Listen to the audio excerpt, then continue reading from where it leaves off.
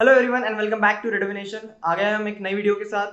तो मैं ट्राई करूंगा अभी कि मैं हर दूसरे दिन या हर रोज ही वीडियो पोस्ट करूं, क्योंकि सिर्फ 12 दिन बाकी है। And I am thankful to some students जिन्होंने मुझे रिमाइंड किया कि मैंने वीडियोस जल्दी डालने चाहिए।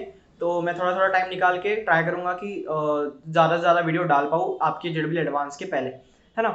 तो आज हम देखने वाले प्रोबेबिलिटी। जैसे एक स्टूडेंट ने रिक्वेस्ट किया था, कल या परसों हम देखेंगे डेफिनेट इंटीग्रेशन, और उसके बाद एक बंदे ने रिक्वेस्ट किया था कि प्लेन्स का मैं करवा दूँ। तो या ये सारे टॉपिक्स करूँगा। उसके बाद फिर हम देखेंगे जो टॉपिक्स मुझे लगते हैं कि मैंने डिस्कस करने चाहिए वो डिस्कस करूँगा, या फिर अगर आपकी कोई और रिक्वेस्ट होगी तो आप वो बता देना, ठीक है। तो स्टार्ट करते हैं आज हम प्रोबेबिलिटी।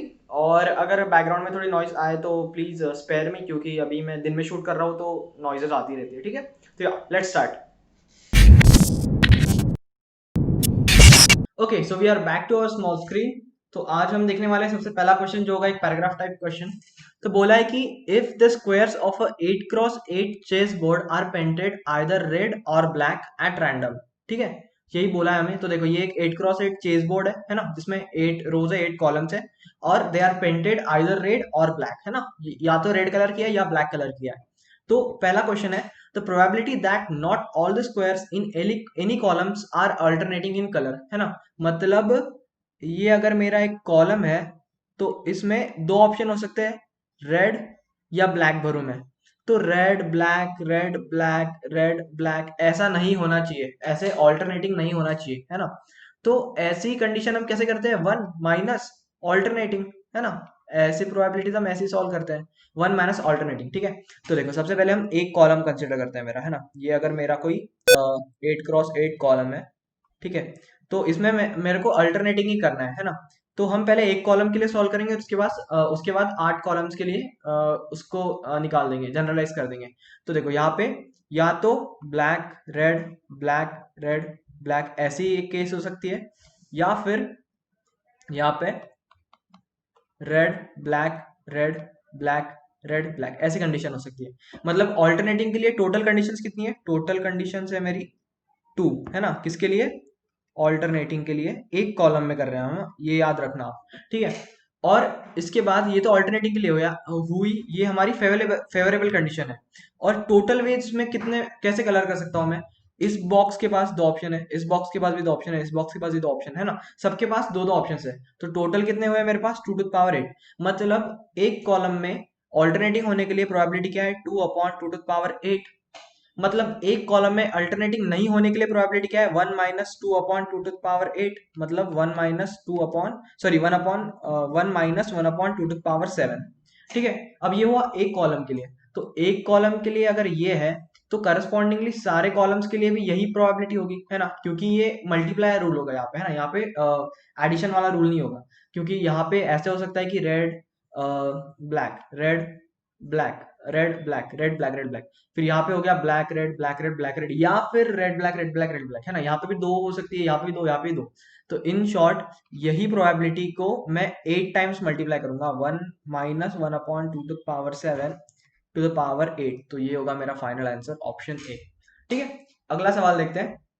अब बोला है कि the probability that the chessboard contains equal number of red and black squares, है ना। अब equal number of red and black squares मतलब देखो, 8x8 है, मतलब 64 है टोटल। मतलब मुझे 32 रेड चाहिए और 32 ब्लैक चाहिए, है ना।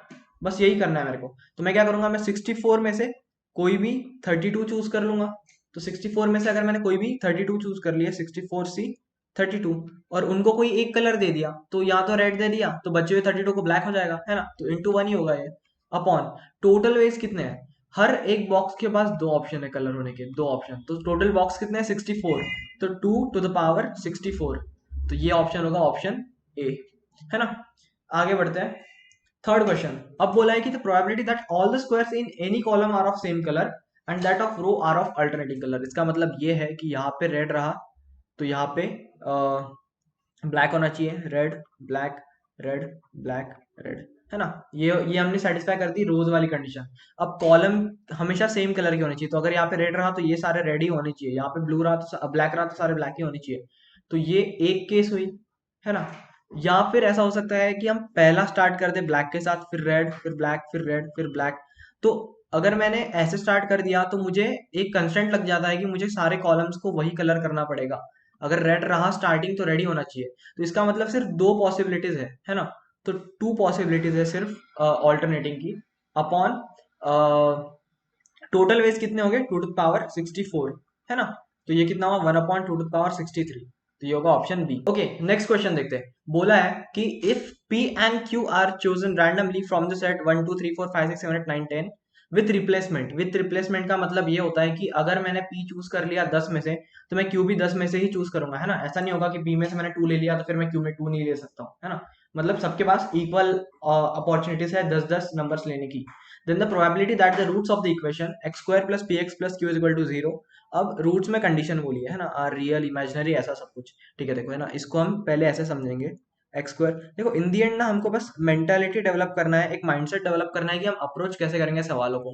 क्योंकि इनमें फॉर्मूलाज नहीं लगते, इनमें कंसेप्ट्स लगते हैं जो हमको पता है, लेकिन उसके अलावा भी चीजें लगती है जिसको हम जनरली कहते हैं out of the box thinking, या क्या बोलते हैं उसको, एक अलग डिमेंशन में सोचना, है ना। तो हमको वो डेवलप करना है। तो देखो बोला है, अब रूट्स के रियल इमेजिनरी होने की कंडीशन के लिए हम क्या डिफाइन करते हैं, डेल्टा, है ना। तो डेल्टा हुआ पी स्क्वायर माइनस 4 क्यू, ठीक है। अब डेल्टा पे कंडीशंस लगती है अलग अलग, है ना। तो अगर ये ग्रेटर देन और इक्वल टू 0 रहा तो रियल रहेंगे रूट्स मेरे, है ना। तो ये मैंने लिख लिया ग्रेटर देन और इक्वल टू 0, मतलब मेरा P square should be greater than और इक्वल टू 4 क्यू, है ना। अब देखो, अब मैं क्या करूंगा, अब यहाँ पे मैं टेबल बनाऊंगा पी और क्यू का, और मैं पी के वैल्यूज फिक्स कर लूंगा। पी 1 2 3 4 5 6 7 8 9 10, ठीक है। और करस्पॉन्डिंगली मैं देखूंगा कि मैं क्यू की क्या क्या वैल्यूज ले सकता हूँ। तो अगर मेरा पी 1 रहा तो मैं क्यू की कोई भी वैल्यू नहीं ले सकता हूँ। अगर मेरा 2 रहा, पी 2 रहा तो 2 to the 4, तो मैं क्यू की वैल्यू ले सकता हूँ 1। अगर मेरा पी 3 रहा तो मैं क्यू की वैल्यू ले सकता हूँ 1 और 2। अगर मेरा पी 4 रहा तो मैं ले सकता हूँ 1 2 3 4। अगर मेरा पी 5 रहा तो मैं लूंगा 1 2 3 4 5 6। अगर मेरा पी 6 रहा तो मैं लूंगा 1 2 3 4 5 6 7 8 9, 9 तक। और अगर मेरा 7 रहा तो मैं 10 ले सकता हूँ, 8 भी रहा तो सारे ले सकता हूँ, 9 भी रहा तो सारे ले सकता हूँ, और 10 भी रहा तो सारे ले सकता हूँ, ठीक है। इसका मतलब अब देखो, मैं ऑर्डर पेयर क्या क्या बना सकता हूँ, 1 की लिस्ट नहीं बनेगी कोई भी। 2 1 एक बनी, 3 1 3 2 दो बनी, तो यहाँ पे एक बनी, यहाँ दो बनी, यहाँ पे 4 बनी, यहाँ पे 6 बनी, यहाँ पे 9 बनी, और फिर यहाँ पे 10 10 10 10। तो टोटल कितनी ऑर्डर पेयर बनेगी मेरी, 62, है ना। इसका मतलब 62 वैल्यूज ऐसी है जिसके लिए P square is greater than और इक्वल टू 4 क्यू, ये कंडीशन सेटिस्फाई होती है, ठीक है। तो इसका मतलब मेरी प्रोबेबिलिटी क्या होगी फिर, 62 अपॉन ये मेरे फेवरेबल आउटकम्स हो गए, अपॉन पी के पास कितने ऑप्शन है, 10 ऑप्शन है, टाइम्स क्यू के पास भी कितने ऑप्शन है, 10 ऑप्शन है, अपॉन 100। तो ये कितना हुआ, 31/50। तो रियल होने के लिए प्रोबेबिलिटी क्या हुई मेरी, 31/50, ठीक है। तो अगर रियल होने के लिए 31/50 है तो इमेजिनरी के लिए 1 माइनस 31/50, जो कि क्या होगा, 19/50। तो ये हुआ ऑप्शन बी। अब रियल एंड इक्वल के लिए देखते हैं, है ना। रियल एंड इक्वल का मतलब, रियल एंड इक्वल के लिए देखते हैं। तो रियल एंड इक्वल के लिए देखो क्या क्या कंडीशन सेटिस्फाई हो सकती है P square is equal to 4 Q के लिए। तो अगर मेरा पी 2 रहा और क्यू 1 रहा, पी 4 रहा, क्यू भी 4 रहा, और पी अगर मेरा 6 रहा और क्यू 9 रहा, तो ये तीन कंडीशंस के लिए P square is equal to 4 Q satisfy करता है। तो ये तीन कंडीशंस अपॉन टोटल कितने वेज है, 100। तो 3/100 होना चाहिए, यहाँ पे 3/50 है तो ये नहीं होगा। अब आगे देखते हैं रियल एंड डिस्टिंक्ट के लिए। तो रियल एंड डिस्टिंक्ट के लिए ये तीन नहीं होनी चाहिए, है ना। ये 62 में से ये तीन नहीं होने चाहिए मेरे। तो 59 अपॉन 100, तो ये होना चाहिए मेरा रियल एंड डिस्टिंक्ट के लिए। तो ये दोनों यहाँ पे नहीं होंगे, तो ऑप्शन ए और बी इसका करेक्ट आंसर होगा। लेकिन फिर भी मैं इसमें बहुत डाइसी हूँ क्योंकि ये सिंगेज का क्वेश्चन है, और सिंगेज में इन्होंने ऑप्शन सी और डी भी बोला था कि करेक्ट है ना। तो अगर आपको लगता है कि कोई और अप्रोच लगता होगा इसमें तो प्लीज बता देना, है ना। आगे बढ़ते हैं। ओके, देखते हैं लास्ट सवाल। लास्ट सवाल इंटीजर टाइप क्वेश्चन है, और बोला है कि a die is weighted such that probability of rolling the face number n is proportional to n square. मतलब probability of getting a number n is proportional to n square, है ना। मतलब 1 आने की probability is proportional to 1 square, 2 आने की probability is proportional to 2 square, 6 आने की 6 स्क्वायर, है ना। तो ये बोला है the die is rolled twice, तो उसको मैंने दो बार रोल किया, yielding the numbers a and b, है ना। एक बार a आया, दूसरी बार b आया। तो probability that a is less than b is p, है ना। probability of a less than b is p, then the value of 2 box of 2 by p is, है ना। तो देखो सबसे पहले तो मैं p of n is proportional to n square लिखा है, तो इसको मैं लिख सकता हूँ p of n is equal to k times of n square, है ना। तो अब इसका मतलब क्या हुआ, इसका मतलब हुआ कि 1 आने की प्रोबेबिलिटी क्या है, k है।